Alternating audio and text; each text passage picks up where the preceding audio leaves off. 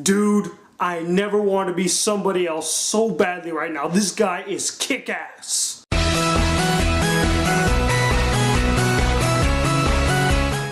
What up, y'all? It's the Black Critic Guy, and I just got back from seeing Jack Reacher, and I gotta say, I had a blast watching this movie. It is non-stop entertainment, and Tom Cruise, man, he is officially deemed a badass. I mean, yes, he's a badass. We all knew this, but this movie really is the pinnacle of his badassness, like seriously. So the story of Jack Reacher is a series of events that start off with this military guy by the name of Barr, who committed a heinous crime of shooting 5 seemingly random individuals. Aiming to prove his innocence, Barr tells the DA to find a guy by the name of Jack Reacher, who's basically this decorated military person who disappeared off the face of the earth 2 years ago. And so Jack Reacher appears to them, and he seems very adamant to believe that he was guilty of the crime that he is charged with, but things start to unravel and secrets start to becoming unveiled, making Jack Reacher look deeper into the mystery of the killings. So when I first saw the trailer to this movie, I was stoked. This movie looked like all types of awesomeness, especially the end part of the trailer where he gets out of the car nonchalantly and hides in the middle of a crowd.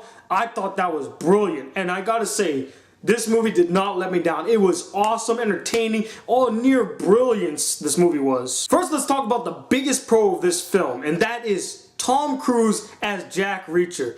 This guy had such a command over the scene. His presence alone made people like just fall to their knees. He had such an authority. This guy was a badass. I mean, this guy was smooth, arrogant, tough. He kind of reminded me of old school noir detectives who would always like have the command of the scene. That's what he reminded me of, and he did a phenomenal job in this movie. Tom Cruise, you are awesome. And there's all this hoopla about how, oh, Tom Cruise shouldn't fit the role because the character in the book is 6 foot tall and Tom Cruise is only 5 foot something.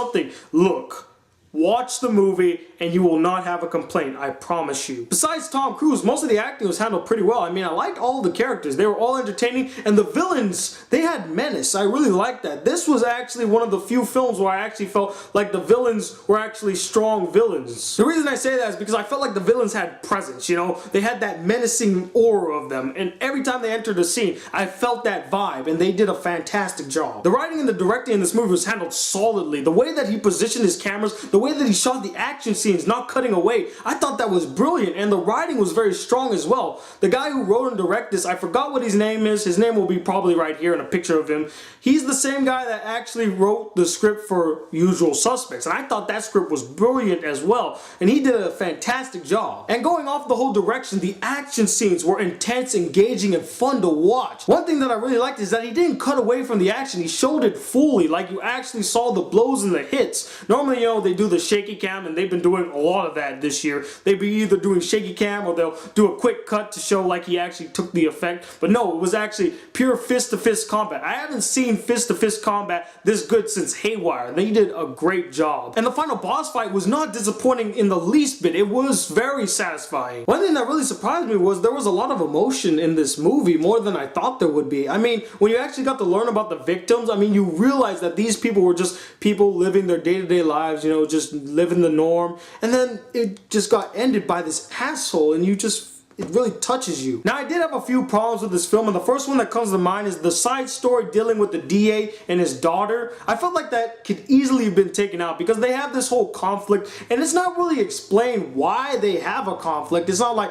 oh, I hate you, Dad, because you did this, and oh, daughter, you did this, that's why I'm mad at you. They never really went deep into why there was such malice between them, and I felt like that easily could have been taken out. There are a lot of predictable moments in this film, especially dealing with the twist. Yes, there's a twist. I'm not going to say what it is, but I actually called it, and I was like disappointed that that happened, but I mean, you're gonna have some cliche twists in there somewhere. But overall, I had a kick-ass time watching Jack Reacher. It was just a blast throughout. I had so much fun. And Tom Cruise, I've said it before, but man, you have solidified your badassness with this film. You are a badass. The writing, the direction was solid. The action scenes were handled very well. The villains had presence. And I'm gonna give this film a 4.5 out of 5 stars. It's a near perfect film. I honestly think you guys should go check it out. But anyway, what did you guys think of this film? Did you like it a lot? Or did you find it cliche and you hated it? And let me know, who is your favorite badass in a film?